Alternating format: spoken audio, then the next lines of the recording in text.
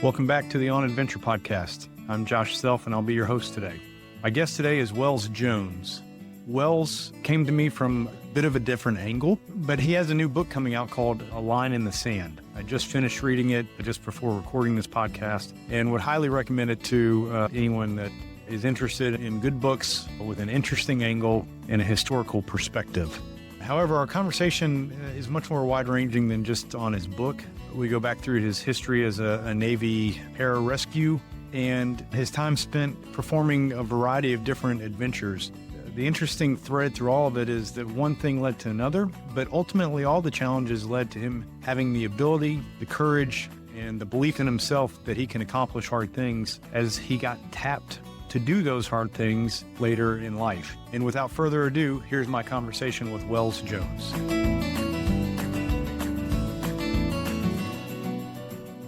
Welcome to the On Adventure podcast. This is a great example of why I have absolutely loved doing this podcast, because I don't know that our paths would ever cross otherwise, but I have this platform where I like talking about adventure. You have a book about a particular kind of adventure, and that's where we intersect here today. But the more I've read your personal bio and read through your book, this is like I'm really looking forward to this conversation. So I appreciate you getting up and on a call early this morning, and so welcome.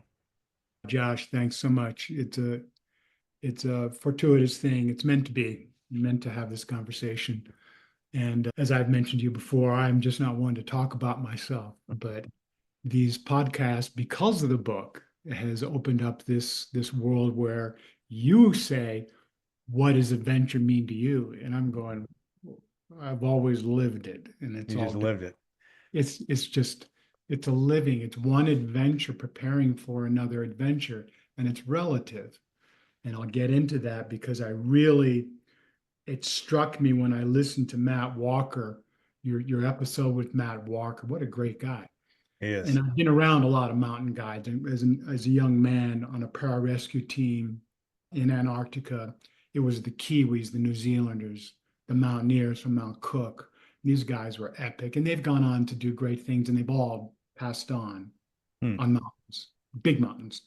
At any rate, let's see. It's just adventure. What would you like to know? Yeah, I think that's a really cool way to put it. Is adventure is really hard to define, but sometimes the best definition is just through living it. And looking at your bio and the things that you've told me previous to this, I think you exude that. And so why don't we start by, for anyone listening that doesn't know who you are or your background, a little bit, as uncomfortable as this may be, a little bit about yourself and where you're at, and anything else you want to add. Okay, well, I come from a large family, and it was a military family. Father was an officer, a general's aide, Korea. And there were 6 kids, all born within 6 years of age. It should be a truth or lie kind of thing. Yeah. Let's do that math. Okay, listeners, it's in the book. Truth or lie, Truth or lies. Yeah, Two that's a fun game. 2 truths and a lie, but don't ask me for one, please. At any rate, I was born in Stuttgart, Germany, brother born on my birthday, first birthday, 2 older twins, 2 younger twins, all within 6 years of age. We were in South Carolina for about 4 years, is where I started school, first grade, in Pelham, South Carolina. Pelham? Pelham, yeah. I think I've maybe driven through there. Yeah, well, even back then, it was like yeah, it was cotton fields, cotton fields and creeks and probably some tobacco fields too thrown in. Yes. Yeah. My foray as a kid, and my mother said, "Have you been smoking?" And it was crepe paper or something. I don't know, trying to do something had no business doing. Anyway, that's funny. That is funny. Ended up in Vermont. My father got a job in Vermont at Killington. Oh, yeah.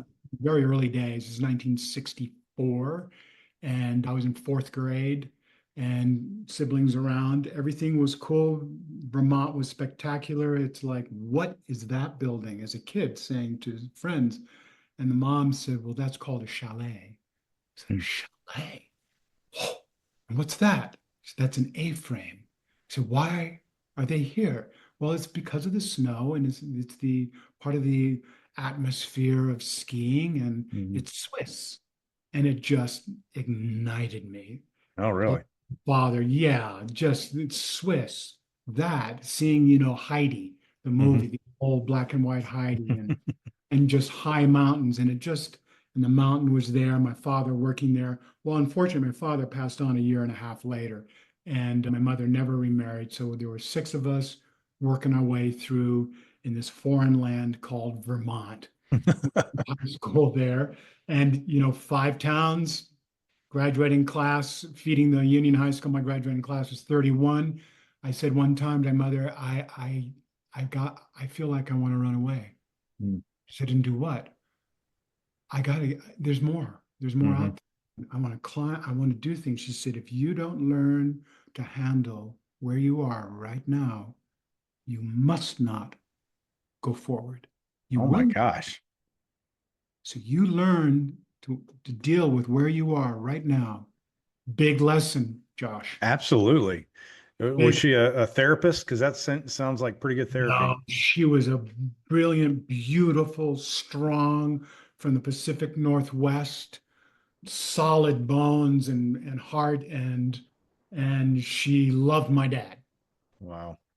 And we all had, now that we're older and through the years, certain memories and just very few on my end. I know he liked me. One time I was out with his military backpack. He said, you can wear it. And it was hanging down, the back of my legs. It was, and I started running because I got excited. And we were in South Carolina in the woods. He said, son, stop. Never run in the woods. And that's the first time I went, what? Hmm. Really? He said, you could trip. I said, I won't trip. But anyway, I've done a lot of running in the woods. Stayed, stayed in Vermont through high school.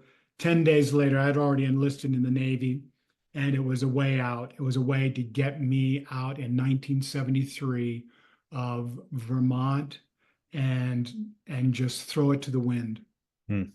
The war was just over, Cambodia kicked in, but it just turned into be the most spectacular move that I made in the beginning.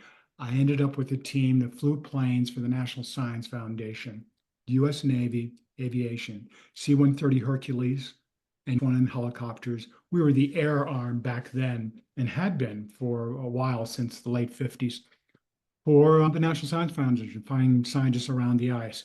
Part of that group had a pararescue team. I found out about it one night, having a a 2% beer that they allowed us to have, you know, and I saw wings on a guy, and I said, "What is that?" He said, "That's parachute wings." I said, "I'm a member of the parachute rescue team." It's like, where is that? It's in our group. What do you mean in our group? It's with our squadron. You want to become a member? You have to apply. 6 months, I got in.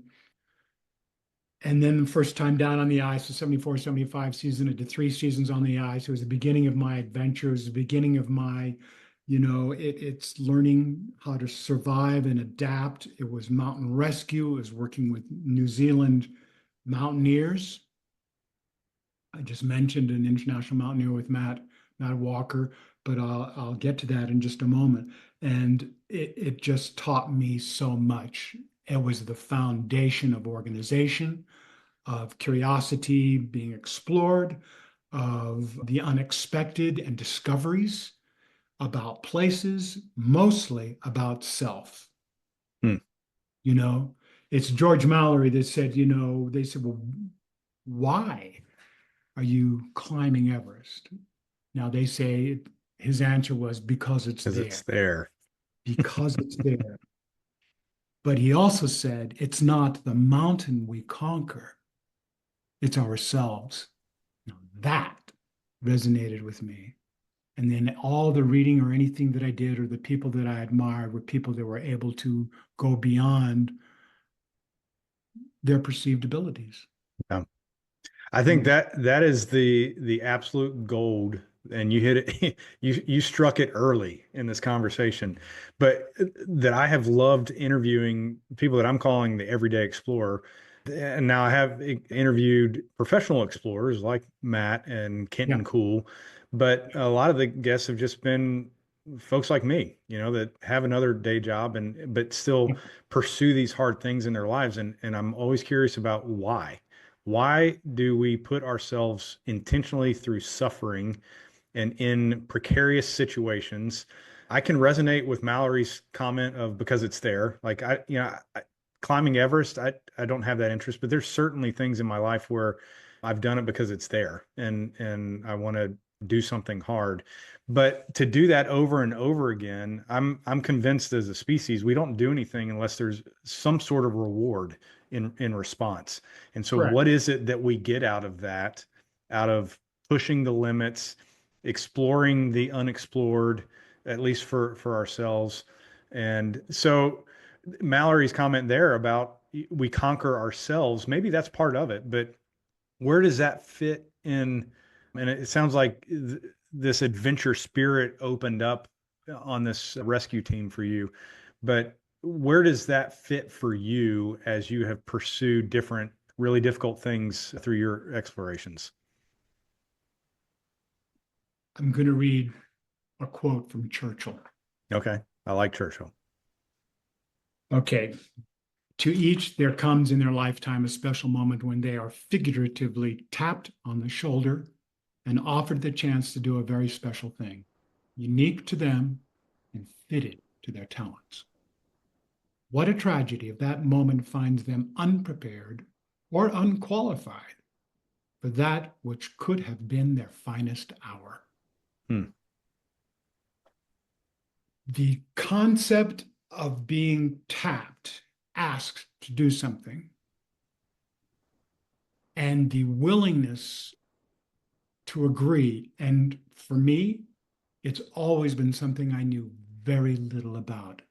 Hmm. But the individuals in high places in the government tapped me to run their foundation when I had, like, I've never been a chief operating officer, but I have directed large production teams as a producer director, putting things on stage at the Kennedy Center or at Lincoln Center. So the capacity to organize, the capacity to bring teams together and allow, create a vision, pass it along, and then get the best from everyone to take that vision and just blow it out of the water.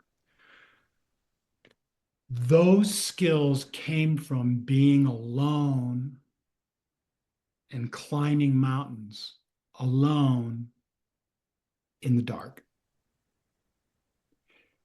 Why in the dark? Well, I didn't have time to do them all during the day. And so I found that I could slip it in or sneak it in with my work in the night. Hmm. When I moved to Santa Fe in 2009, before that, actually, in Golden, was the first time I started doing 14ers, just a few. And it was like Bierstadt, Mm-hmm. 3 times in the night. Hmm. But, and that was with a dog. But doing these things and coming to terms with oneself, conquering self, and realizing ability, not peak bagging. I've got a lot of high numbers for doing Baldy Santa Fe, 12,622 feet for sunrise summits, maybe 5 or 6 turnarounds because it was absolutely imperative. Hmm.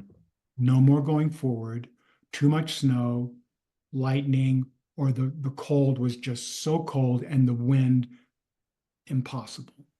When you get wind at 60, 70 miles an hour at 12,000 feet, and I like to go along the ridge and not on the trail that circles Mm-hmm. around.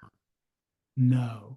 And so I've had to come to terms with the ego and say, now you need to turn back and dealing with that and dealing with fear. So these things fed me from doing the climbing as they still do.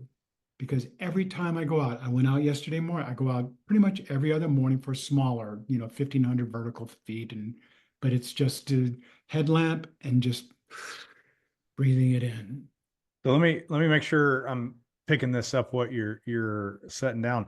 That it's the challenge of aloneness in a difficult situation where you have conquered and continue to conquer yourself and learn about your abilities and what you're capable of.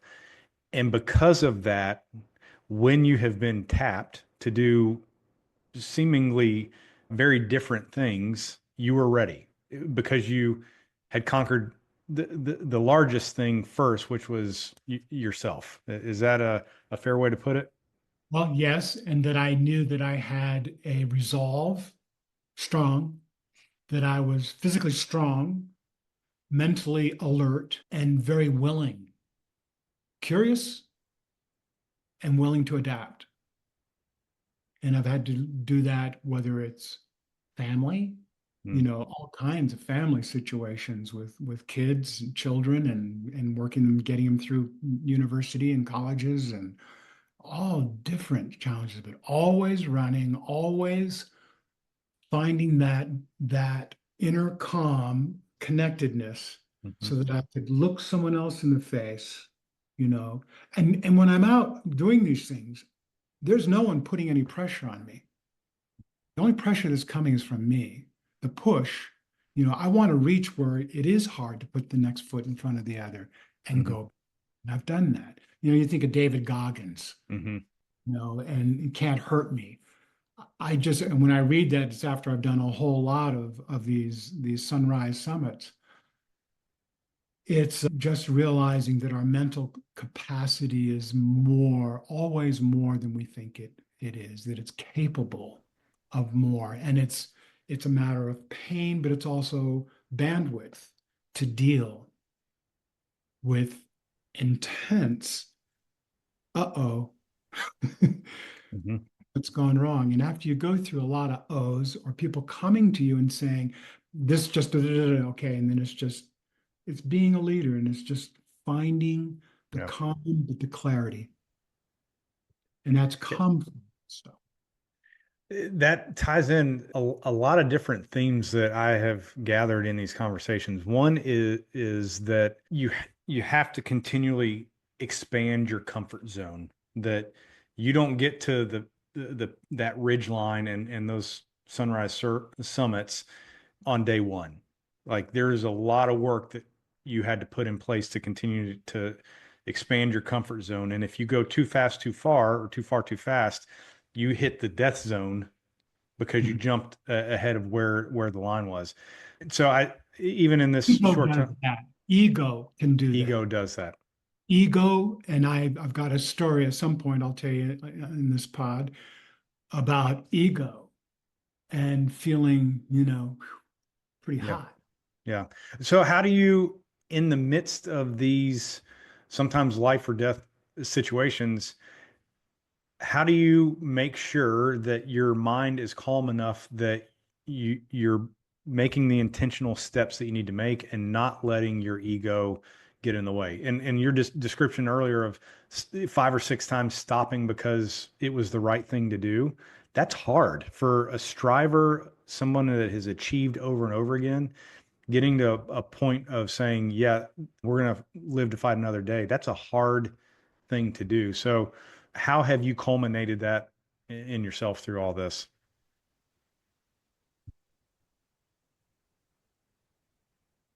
I've learned more from turning around, Hmm. getting to the top. I learned more about myself. I learned about, you know, blow that ego away because it's ego. And you are dealing with an undeniable situation when it gets to that, Hmm. where it could be, you're endangering yourself beyond what, I don't think of it as risk. If you ask me, what are the risks you've taken? It's like, I don't know. Risks that would be someone else commenting on me.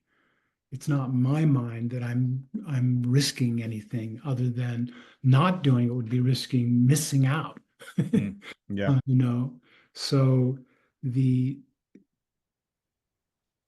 getting a handle on one's ego, on my ego, was very important. And every once in a while, it cropped up in situations that, I made it through, but I realized my ego put me there, Hmm.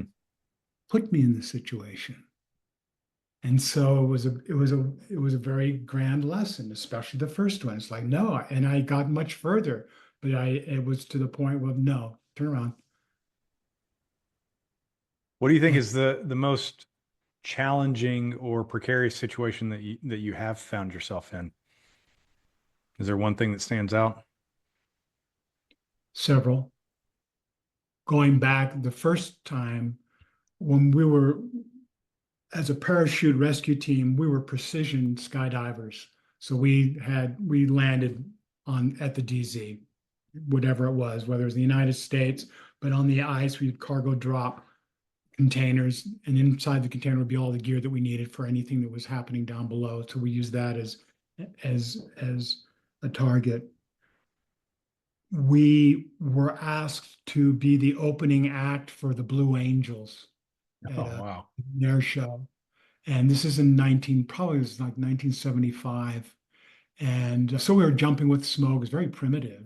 It wasn't like we were, Stratostars and Stratoclouds, ram air canopies had just come out, literally just come out. It was Stratostar was a 5 cell. It was so wildly different and it hadn't been perfected. So when you opened it, you could almost knock you out unconscious. You're going 120 miles an hour.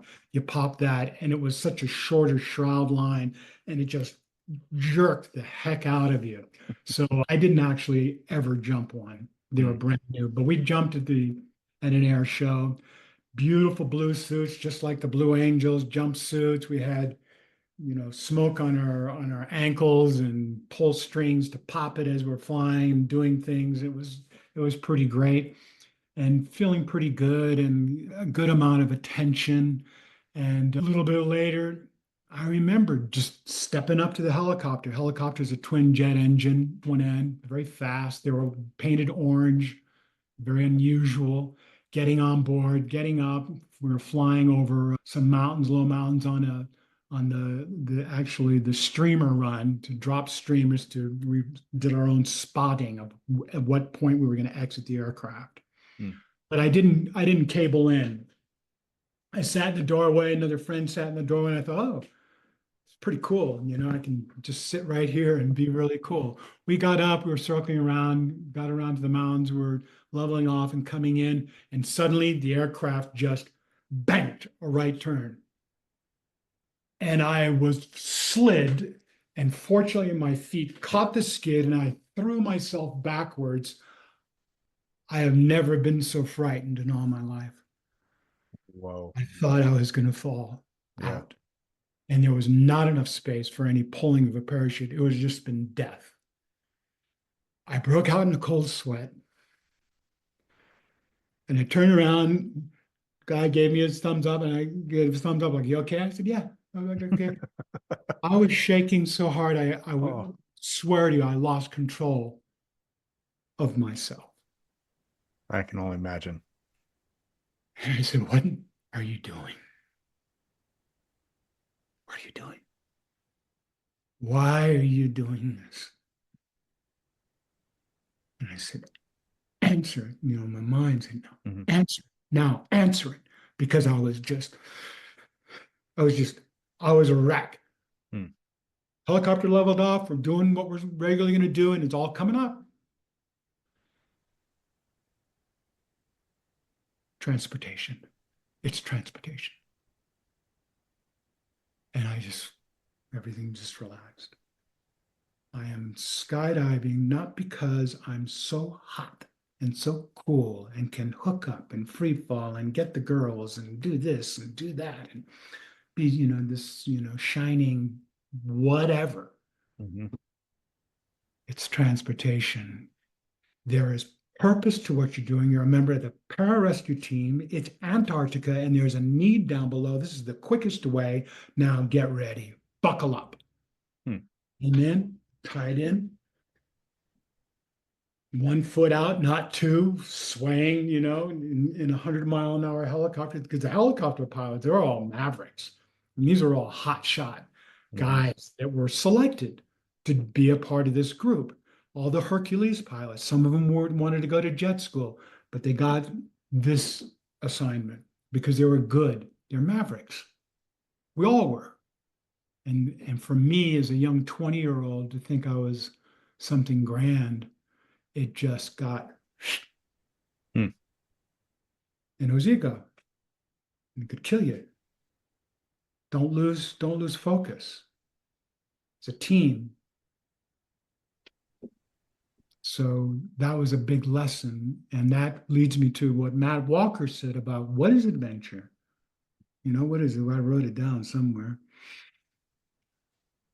He broke it down to 5 elements. I'll say it real quick. The elements of what constitutes adventure. And this is Matt Walker, International Mountain Guide. Listen to the podcast, listeners, that Josh did with Matt Walker. He said high endeavor, uncertain outcomes, total commitment, tolerance for adversity, and great companionship. Mhm. Those 5 elements, he said he led expeditions on, and he did big things. And I say it's all relative. I say you can put your child in a stroller and you're going to go out to the park, you're going to go out for a walk, you plan all these elements are the same thing for that little adventure for you and your child to go out. You have a little bit of food, you have the snacks, you have the water, the milk, you're ready to go, and you've got a sense of timing, which it is. You don't know what's going to happen, but you're careful. You're going to cross the streets. So that's one level. My level is doing sunrise summits.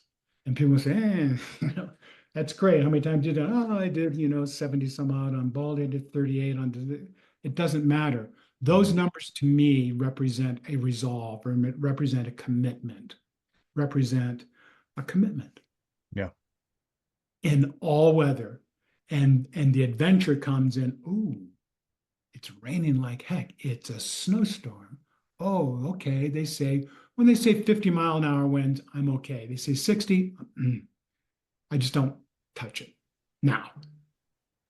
And so I found that the development of this concept of adventure, after hearing Matt and the two of you talk about it, that I have to add that I find I must have a purpose.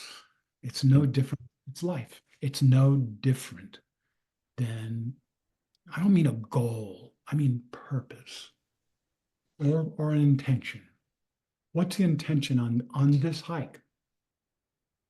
It's not the sunrise. Yes, that's the beauty at the end. And then getting back safe as well. I like to run down. I scramble up, run down. Even where I am nearing very close to my 7th decade. But that's what I do. So I don't know if this answered one of your questions or not, but it does have to do with adventure, having the opportunity to think about it, finding someone else that defined it, being inspired by George Mallory, Mhm. Churchill, being ready. I've been tapped on the shoulder to direct big things, big. How did they know? I was tapped on the shoulder. Alma Powell was the chairman of the board of an organization in DC, Colin Powell's wife.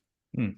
And that organization, the president of that organization, and the board is made up of all current wives, cabinet Wow. secretary wives. And this is in 2001, so that tells you what time frame. But to do something I'd never done, and I will tell you, I'd much rather be out there than sitting here. It's nice to have a couple of pieces of memorabilia. I see behind you. I get a sense of you Mm. Right. looking, behind you.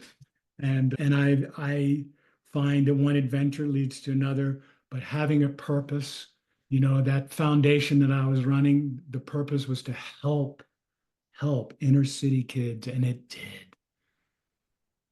There's purpose and there was an adventure. There are things in working with all these unbelievable people, you know, politically, they may be one side, a few on the other side, but it was still people that were very accomplished.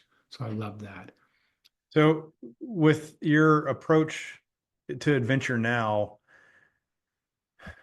is finding the purpose intentional, or is it, do you do that kind of innately without having to think about it? It's innately.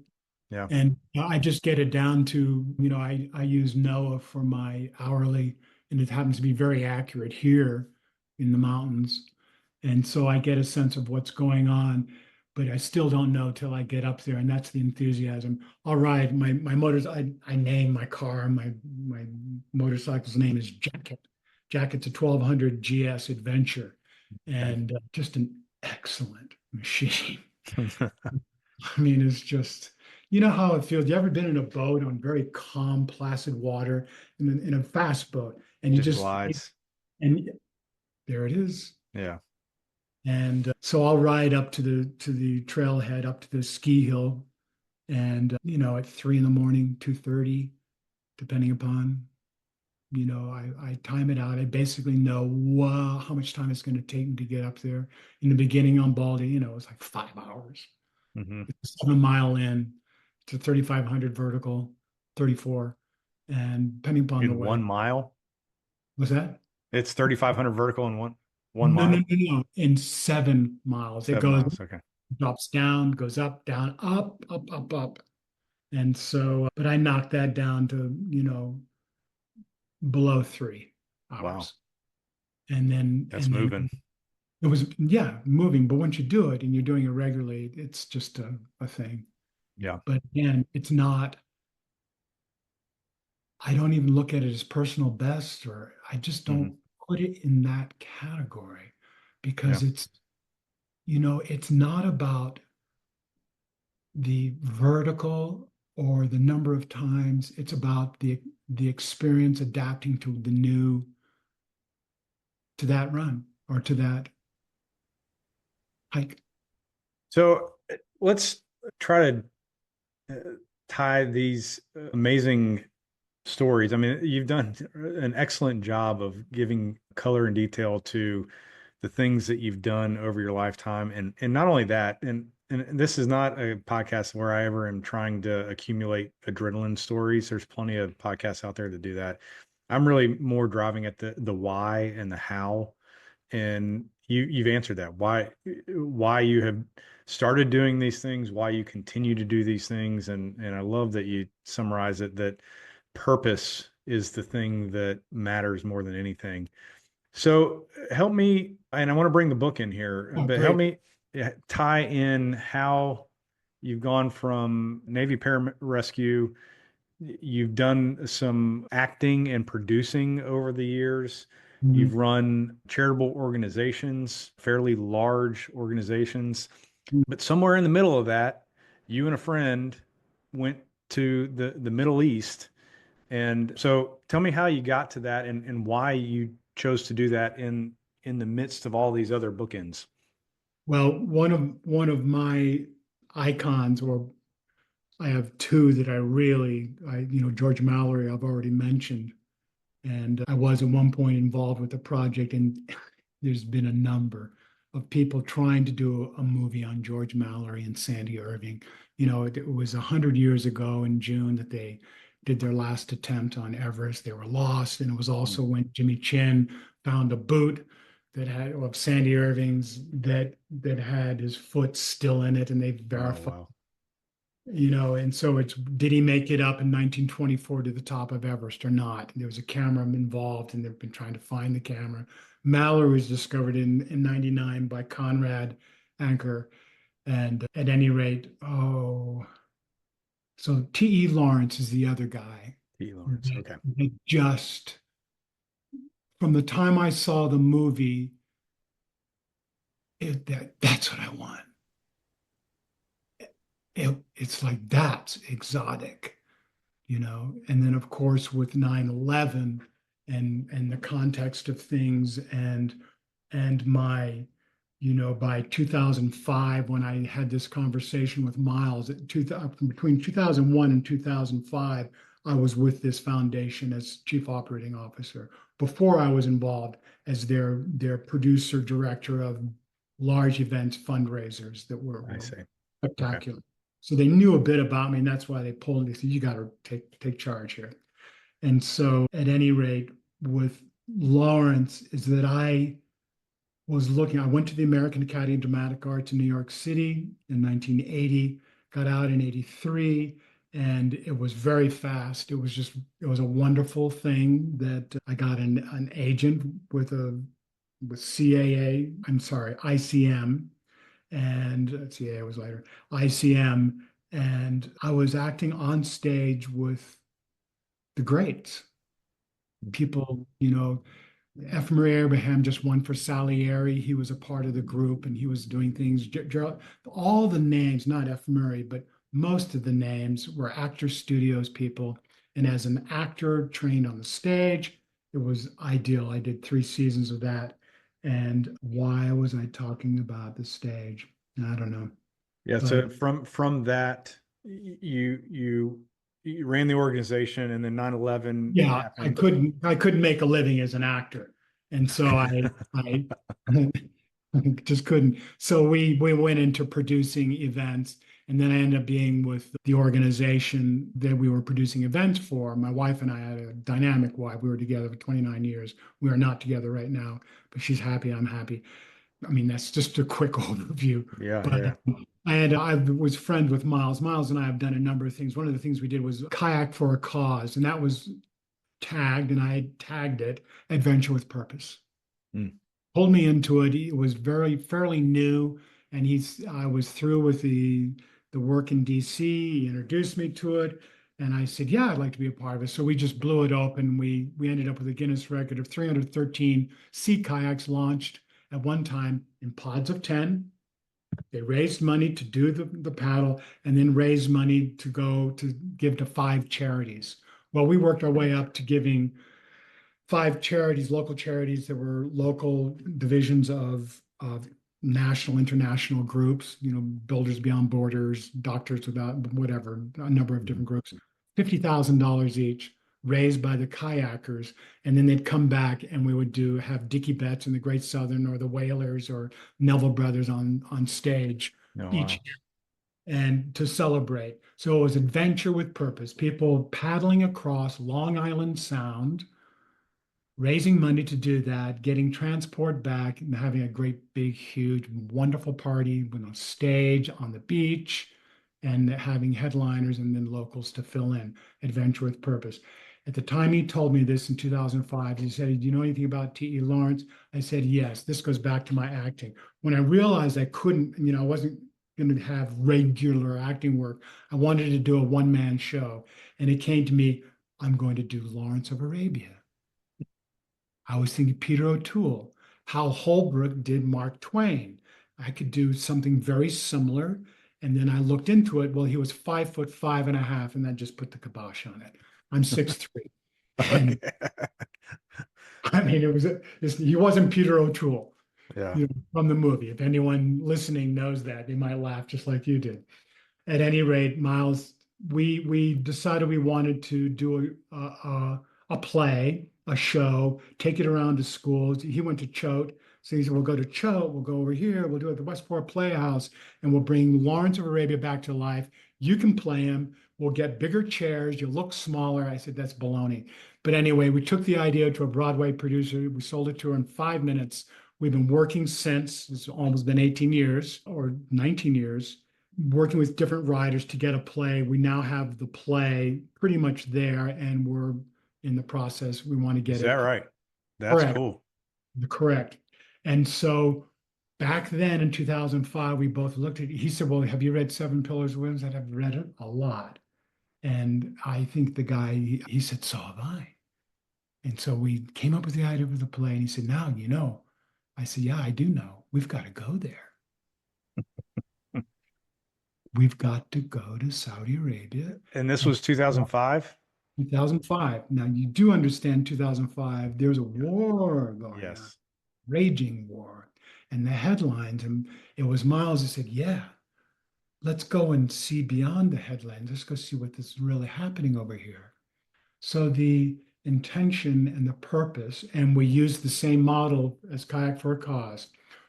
We're going to trek through the Middle East, start in Jeddah, Saudi Arabia, follow T.E. Lawrence's path during the Arab Revolt, fighting the Germans and the Turks, all the way up to Damascus. We're going to give money to an organization we've identified as Seeds of Peace, which brings Palestinian and Israeli kids together in Maine in the summertime to explore conflict resolution. And the stories from that are just amazing. We've met some of these young people. That's incredible. It is incredible, and that goes back to the early '90s when they Really? started. Yes, Hmm. fantastic group. Well, we met with the man that started it, had passed on, and his wife was running it, Janet Wallach. Wonderful woman. She's a writer, and she knows a good deal about the Middle East. And we told her what we were doing and that we were raising money, and we would give her a percentage of what we raised.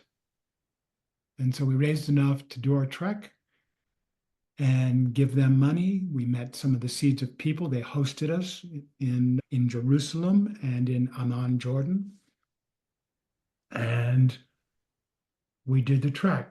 We took 8 And by months. doing the trek, you're not talking about like driving a vehicle from city to city. You actually were on camelback. We did do Camelback. Now, the book Okay. is a little different. The actuality is that we did have drivers between long distances. Okay. And the biggest thing is that we trained for this.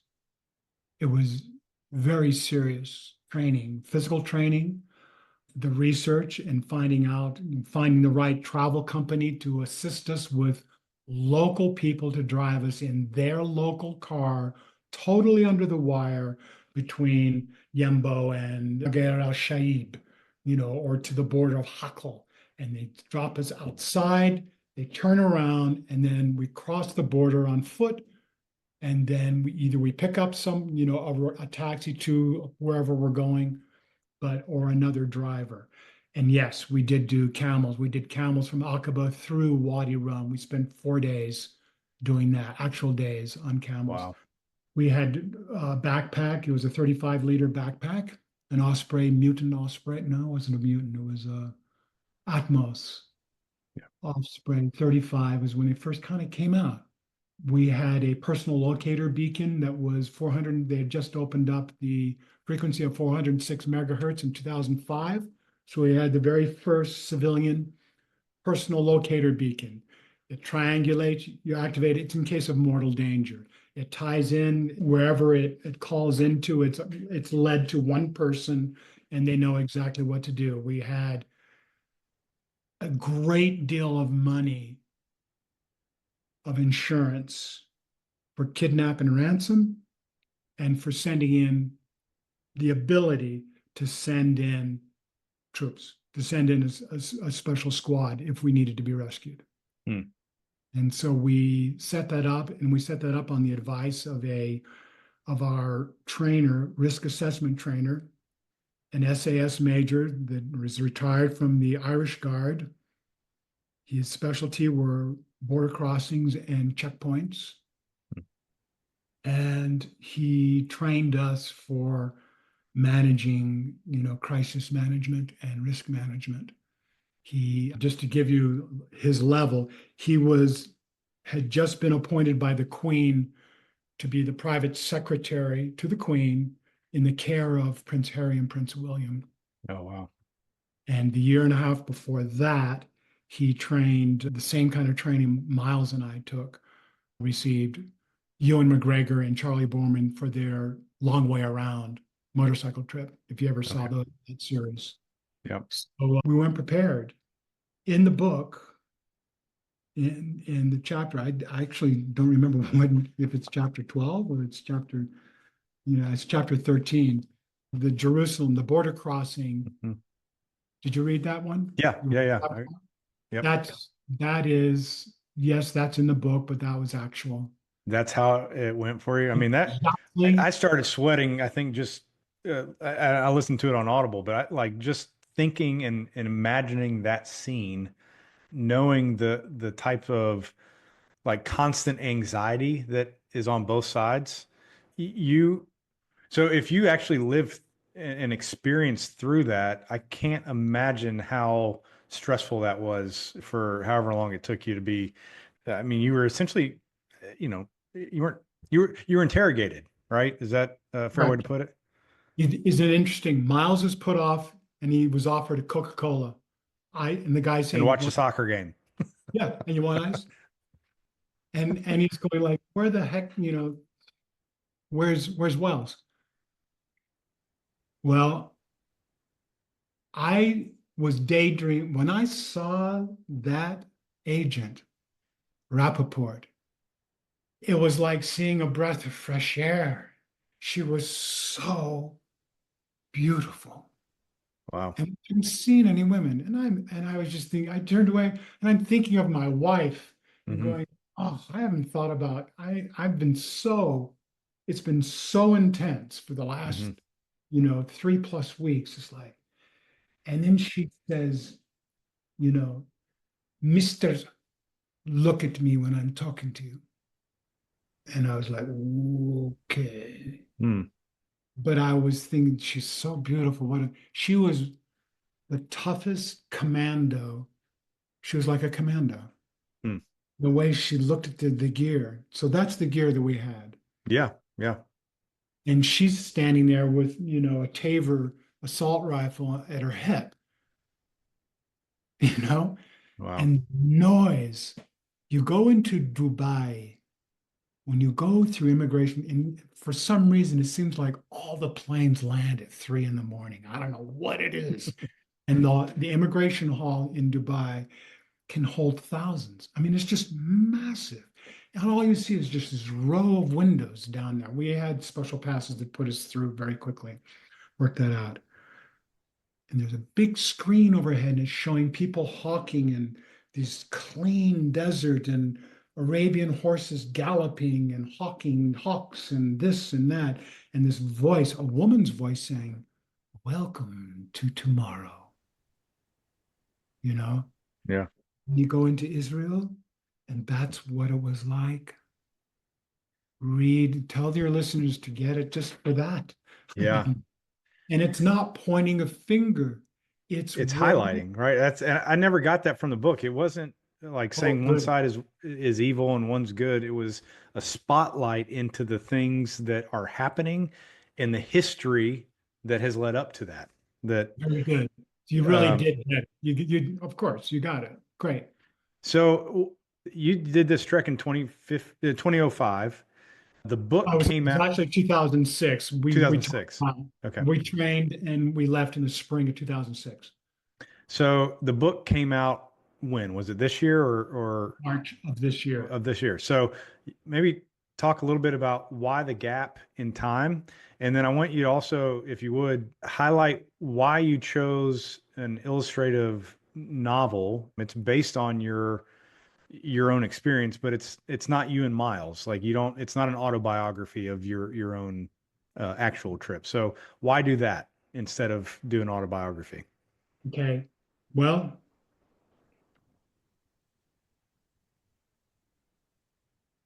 I'll just start with the novel is a historical fiction, and that was a choice. Because it ties in with this gap. During this Okay. gap in 2006, when we got back,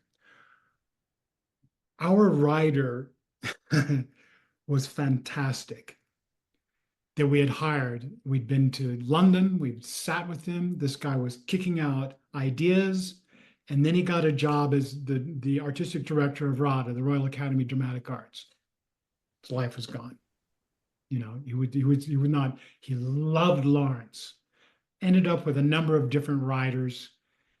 We wanted to do the play. That was our focus. We had all this information about doing a book as a supplement with the play. Do it as an extension of the I play. see.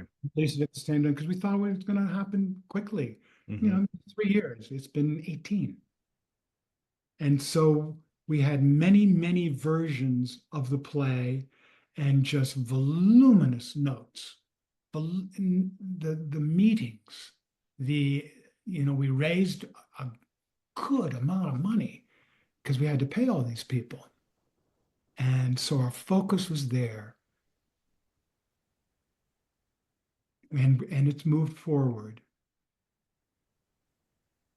And our response, our reason for going really had to do with in going on the trek was the play, but it was more, it was deeper, it was to get an understanding of what's going on there.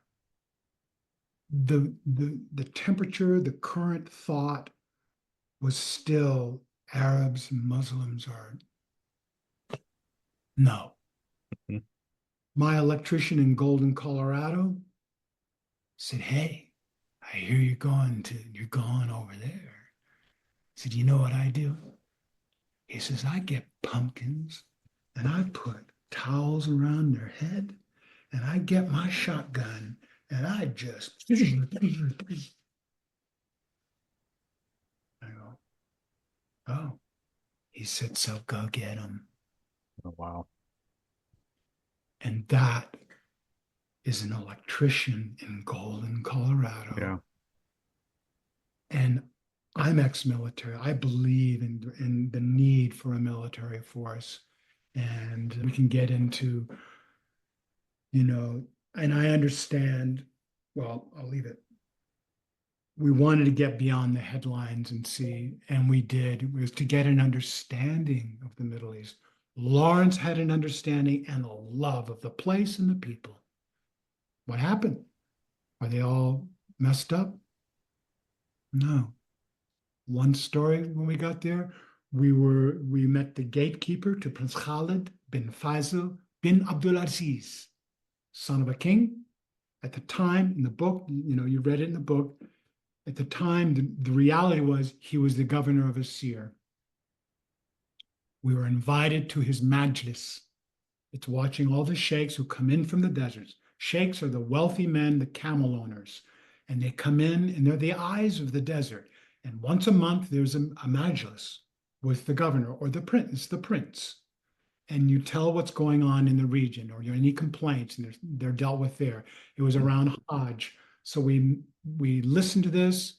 We were invited. Afterwards, we're escorted out. We see that the prince is coming from the place. We stop to let him go by. He stops in front of us and he welcomes us. We've not met him and invites us to dinner. He said, "Please join me for dinner." Beautiful English, gentle man. He's an artist and a writer, a poet, on top of, being royalty. And then he says, "You will see that we are not all terrorists." Mm. And walks away, and we're going, "Oh my God, this is unbelievable."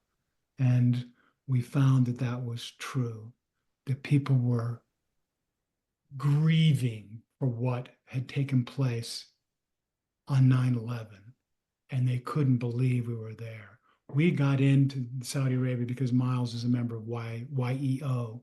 This is now YPO. It's a young entrepreneurs organization, and they had a chapter in Jeddah, and so we got in there, and when we told them that they said, why? Well, yeah, but you've written this book, Miles. Miles had written a book on a business book called Money Hunt. And why are you here? What's going on? He said, "We're here because we're following T.E. Lawrence's path," and they all fell apart. Holy cow. My grandfather knew so and so. Ba ba ba ba ba ba ba ba ba ba ba. I mean, what did you think of him? Well, everybody knows about him. Well, he's this, he's that. But they admired that. So we found a lot of commonalities actually being there. We have this gap, and then October 7th. All the news since 2005, 6, since we went there. I mean, the warring, history repeating again and again and again, a little more horrific, a little more insurgency, a little more this, a little more that. And so we said we have to write the book. So we have all these pictures, all this video, which I have sent some of them to you, and you can certainly Yeah, they're great. you can use whatever you'd like. And I have many, many more. We wrote the book between basically the next week after October 7th. We published March 8th. Wow, that is a quick turnaround. We had an outline. We did it. We said no waiting, get in the conversation. And what you have expressed is exactly what we were hoping. And what you listened to, Eduardo Ballerini is just the coolest cat. The It's narrative, amazing listening to that because you get lost in the fact that it's just one guy playing these different parts, but he does the different voices so well that it feels like multiple characters. So he is an excellent reader of book. yeah, he does New York Times bestsellers. He's done, Cormac McCarthy, just so many. And it just worked out that it fit in that he was able to take care of us. It was through a friend. It's always through someone that gets you in the door Yeah. because someone like, he's just so busy. So the the idea after all the work on the play, we really realized that we want to entertain while we inform. And we didn't think we could do that nearly as well. I mean, if we just went linearly, on the path, that it just wouldn't capture the reader, bring them in. So we said, we'll change our names. What do you want your name to be? I'll be Magnus. I'll be Finn. Oh, that's good. Magnus and Finn. Mags and Finn. Two guys. And then, the younger guys that are in the story, the young Abdu Abdu, yeah. and Jeremy. Abdu is a couple of guys. Jeremy is Jeremy. We know Jeremy. Okay. And, he was pretty much drawn from one guy, from Jeremy. And again, to give context to current events. And It does a great job of highlighting something again that I've heard over and over in these conversations for folks that have explored parts of the world that I personally haven't set foot in. But it's the idea that we're all pretty similar. Like there's more that unites us, there's more that is similar between us than is different. When you take the time to sit down with someone else human to human, correct. it's really easy to hate somebody when you create a caricature of what they are or who they might be. And yeah, there's some really bad folks out there that have done some really, really bad things. But I love that you highlighted through this book that the people you came across at least weren't those people. No, we Yeah. went and met many, many, many people, and some of them are in the book, but there was no one that we met that was like, stick it, American. Yeah. E- even at checkpoints, some of Mm. the checkpoints, no one could speak English. They were just like, oh, hey, blah, blah, blah, blah. And like having to empty our backpack and just get it out there. That there was just things that one of the biggest things was, and we couldn't figure out what they were saying. They say, "You're welcome, Medicaid. You're welcome," and they were saying they were welcoming us Oh, like instead of "You're welcome." welcome to us, to our Yes, country. Yeah. yeah. There are times when the phrasing was like, "What are they saying? What does that mean?" But that's what it was, and it happened early on with Prince Khalid, and people were just simply that way. My interpreter, later, we produced an 8-day sea festival in Asir, brought in Formula One, UIM speedboats. Oh, wow.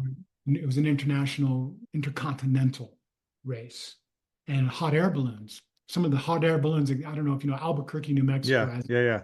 well, some of the guys, I mean, some of the Spanish and French and were also in Saudi Arabia. They go around, Oh, you wow. know. And so my interpreter was saying, I went into town in a vehicle when I was staging this event, building it out with help, great people. Oh man. I had Richard Branson's project manager that Oh was, my gosh. I mean, this guy This guy is, I mean, you talk about Ewan McGregor and Charlie Broman going around the world. Mark Lockwood is a balloonist, a pilot, a skydiver, an artist, a guitar player. So you've got a guitar, a musician. He's British. He's an expat that lives, he's no longer, he's living in France now. I bought a place in France, in Provence.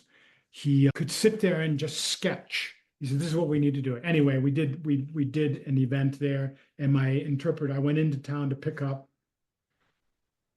the rice and chicken from a shop on the street in Ghahma. And I got back, and Ali's a very common name, as you know in the book. We kind of use that. Mm-hmm. The interpreter said, no, La, do not go alone into town, ever. There are very bad people there. You stand out.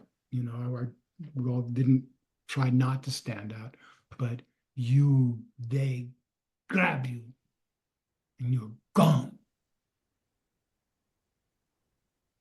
No, La, go with me. Never go alone.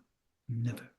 And I said, Ali, everybody we've met. No, not everybody is good people. He said, you have Ku Klux Klan. That was the biggest thing he could say. But that was his concept, not mine. Yeah. You've got your terrorists too. Anyway. Interesting.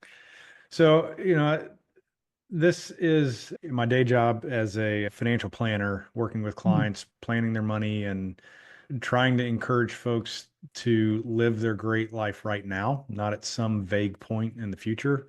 Adventure certainly plays a part in that, but I wonder if you could, in that same vein, your book is called A Line in the Sand. And so what you have learned through the experience of being there and writing the book, how does that help us understand the complexities of our world today? And again, for the everyday explorer that's trying to live their great life right now, what lessons have you taken from that have allowed you to do the same in your own life? Well,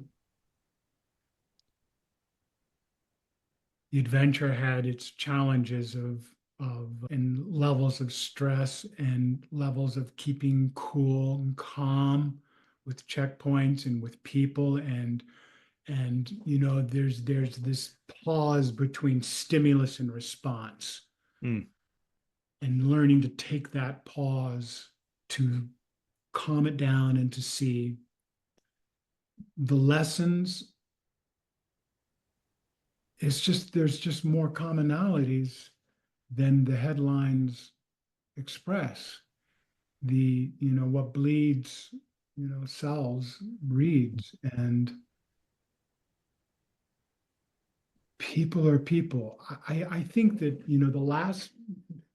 you haven't read this yet, but I would like to say that rucksack that we take the items and try to figure out what their meaning is.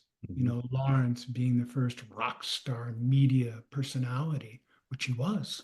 True, really. I mean, if you sell out at Madison Square Garden anytime, but this was done in 18, 19. And he sold out with Lowell Thomas's show about him. Well, that rucksack, in the bottom of it is a note that's been found. Magnus found it, and he pulls it out at the end to show it. And it's the very last postscript in the book. Oh, okay. It appears that T.E. Lawrence typed it out, and we knowingly put it on Hotel Majestic, which was the hotel in Paris that the British had control of, were assigned during the Paris Peace Conference.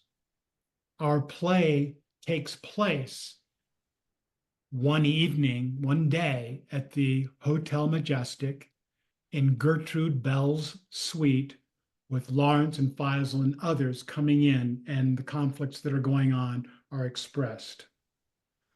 Those conflicts that are going on are trying to reverse agreements and letters that were agreed to up to 2.5 years before on how the Middle East would be divided up at the end of the war. Readers don't, most people don't know about these agreements that were made and the betrayals that happened in the name of, we are Great Britain, we are France, and we take this because we gave this. And the other reason is because it's best for you just to agree. This is how we're going to do it. Regardless of the promises, and there were promises to inspire people to do one thing, they did it, and they weren't given what they were promised. I'd be angry too. And so that is the foundation of what is happening, that started what is happening today. That it has gotten to the point in Palestine, in Israel and Gaza, where anger has been hardened into hatred, and there's no amendment possible, along with righteous indignation. And as long as people on both sides, they think, I am right, God, Allah, whoever, my religion is behind me, my state is behind me, I will eliminate you. And it's reached the point of what is genocide? Is this genocide? What? But that's where Miles and I were about 9/11. How far are we going? Yeah. And so the book is offering that. It's a primer, but it could initiate a deeper dive into certain things. And the device is through entertainment, even a travel device. It's kind of hip, cool, new thing. But the history is spot on accurate. And the fiction is there to entertain as the book informs. What do you hope people that read this will not only take from, but what change do you hope comes from that? It's individual, and I don't have that. I just want people to know about it. And this is our way of entering the conversation. I've had a Google search for T.E. Lawrence for as long as I could. And for these different agreements, well, 100 years ago, a lot of these agreements were written. And, whether it's the Sykes-Picot Agreement or the Balfour Declaration for a Jewish homeland in Palestine. Sykes-Picot was basically the carving up of the Middle East, but the carving up of the Middle East didn't make sense. It's cutting out wells. It's cutting families from families, tribes from tribes. And it was done by the British and the French. And they literally, there's a record of one assistant coming in and seeing them, with a map on the floor, and Clemenceau was in a chair, and President Wilson and Prime Minister Lloyd George are on their hands and knees looking at the thing and literally going over and saying, okay, this is what we've come up with. And with a ruler, a long stick, saying, this is what we've got. Do we all agree? And so the play is about Gertrude and Lawrence and Faisal trying to reverse and making their presentation to the Big Ten at the Paris Peace Conference, with Lawrence interpreting the Arabic to reason. And there was no reasoning because there was a bigger need. And collateral damage, it's collateral damage. Fascinating. So the takeaway really, and we end up, we say, we humbly submit that the reader considers these notes well and often. And it's the very last words, but above it is this, it appears like, oh, it's somebody typed this out. Well, we can say that it's Lawrence. Hmm. And it's Hotel Majestic. I'd like to read it. It's just Yeah. 5 things. Hotel Majestic, 19 February 1919. So this is just barely a few weeks into the Paris Peace Conference, maybe a month. 1, humanity has more commonality than difference. People have to live somewhere. Extermination is not legal. Retribution never evens the score. Grandmothers deserve to know and love their offspring. And you know the story of the grandmothers in the book.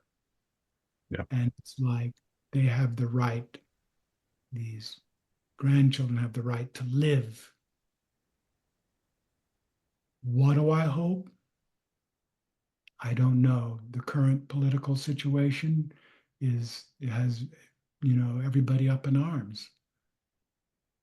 Happy or not, Right. it's like we are definitely in a different world than we were when we were, a little younger. Yeah.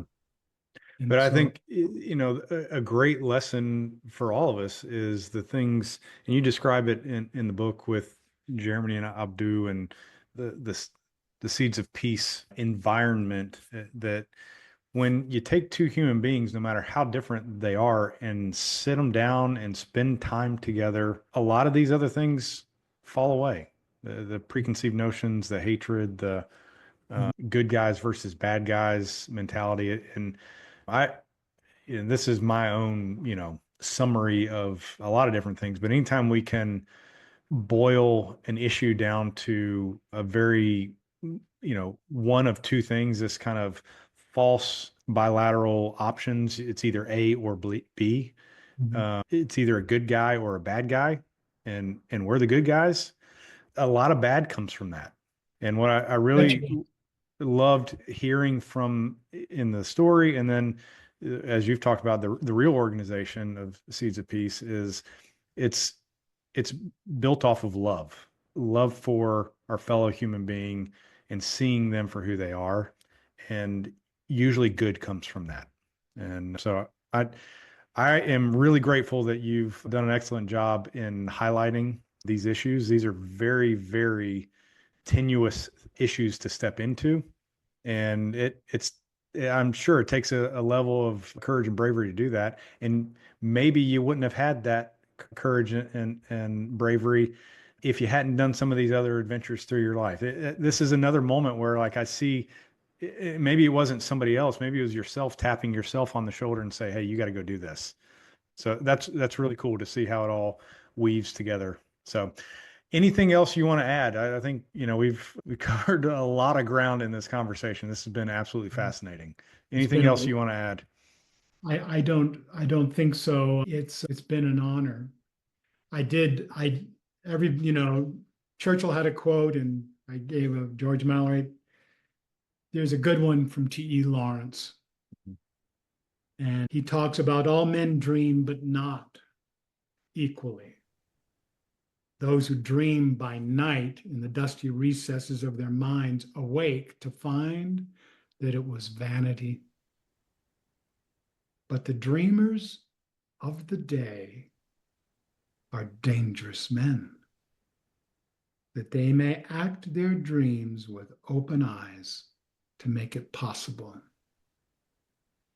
And there's a side of that imagination, that dreaming, it's having the initiative to take the first step, to follow that dream. And they say dangerous? No, it's just that it's real. And Miles and I have done some things. Miles Spencer is his name, and he and I are tight as can be. As it's like we did meet, met one day, and it was like that was done. Buddies for life, and we're on to our next book with Magnus and Finn, and we're dipping into Havana, Cuba, Oh, wow. and the machinations that led up to the revolution. And we do have a time travel device, so we can go back to the Sugar Kings and go back to Sinatra and JFK being in Cuba and all the performers and the gambling. And so we're deep into that. It'll take a little longer to write that one. Okay. That sounds interesting. Well, let me give you an opportunity here for a little self-promotion. How can people find your book, A Line in the Sand, and where can they find you online? Facebook, Instagram, Twitter? What's the best way to get in touch with you? I've just never been on. I do have a Facebook page as Tad Jones. I have an IMDb page as Tad Jones, the actor. My reel comes up quick. The last show I did was Dark Winds, that's filmed here. It's a terrific show, Native American show from the 70s, focused on the 70s. You know, it's mystical and authentic, and the Diné, the tribe is authentically presented, and it's a wonderful story. It's in third season. Cool. Anyway, so that's really it for me. And a lot of that I just never got into any of that. And right now the book is available on Amazon. We publish through Amazon. We have a book, we have a Kindle, and we have the Audible. And you heard the Audible with Eduardo Ballerini, and you approve. That's very cool. We do too. Good. And I hope people will take a look. It's an entertaining piece, and it's better that you listen to Josh for the review. I will put a link to the Amazon page for the book in the show notes, as well as your personal actor page. And Wells, this has been, again, I just kind of pinching myself with these conversations of folks that I really don't think, I don't know how our paths would have crossed, but I'm glad it did. And I appreciate you being generous with your time this morning to talk through all of this with me. Indeed, a very big pleasure. Thank you. Thank you very much, Josh. Great. All right. Josh. You're a good man.